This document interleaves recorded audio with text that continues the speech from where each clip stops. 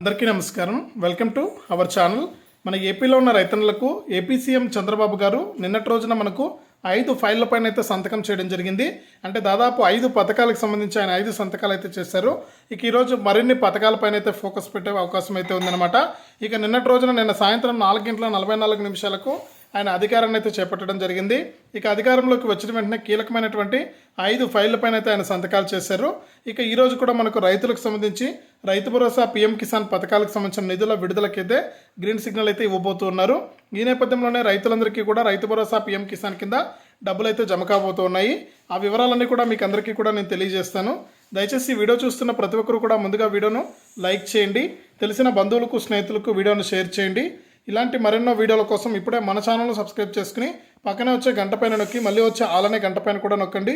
అప్పుడే ప్రతి వీడియోను కూడా మీరు అందరికంటే ముందుగానే మీ ఫోన్లోనే నోటిఫికేషన్ లేదా మెసేజ్ రూపంలో అయితే తెలుసుకుంటారు.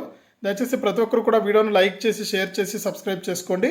ఇక వివరాల్లోకి వెళ్తే మన ఆంధ్రప్రదేశ్ రాష్ట్ర వ్యాప్తంగా ఎవరైతే రైతులు ఉన్నారో వారందరికీ కూడా మన సీఎం చంద్రబాబు నాయుడు గారు గుడ్ న్యూస్ అయితే చెప్పబోతున్నారు. ఇప్పటికే ఈ పథకాల డబ్బులను విడుదల చేయాల్సింది, కానీ నిన్నటి రోజున మనకు ఆయన అధికారాన్ని చేపట్టడం జరిగింది. ఈ నేపథ్యంలో నిన్న కీలక 5 ఫైళ్లపైన అయితే ఆయన సంతకాలు చేశారు. ఇక ఈరోజు రైతులకు సంబంధించి రైతు భరోసా, పీఎం కిసాన్ నిధులకు సంబంధించి మనకు కీలక ప్రకటన అయితే చేయబోతున్నారు. ఈ నెల 18వ తారీఖున ప్రధానమంత్రి మోదీ గారు వారణాసి పర్యటనలో భాగంగా ఈ పీఎం కిసాన్కి సంబంధించినటువంటి 17వ విడత నిధులను విడుదల చేయనటువంటి నేపథ్యంలో అదే రోజున మన ఆంధ్రప్రదేశ్ రాష్ట్ర వ్యాప్తంగా ఉన్న రైతుల ఖాతాల్లో కూడా రైతు భరోసా కింద మొదటి విడత 7,000 రూపాయలు, ఇక పీఎం కిసాన్ కింద 17వ విడత 4,000 రూపాయలు కూడా రైతుల ఖాతాల్లోకి జమ చేస్తామని కేంద్ర మరియు రాష్ట్ర ప్రభుత్వాలు అయితే సూచించాయి.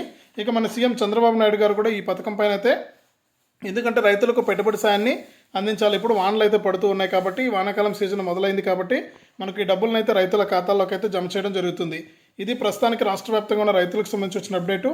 వీడియోను తప్పకుండా లైక్ చేయండి, తెలిసిన వాళ్ళకు షేర్ చేయండి. ఇలాంటి మరెన్నో వీడియోల కోసం ఇప్పుడే మన ఛానల్ సబ్స్క్రైబ్ చేసుకుని పక్కనే వచ్చే గంట పైన కూడా నొక్కండి.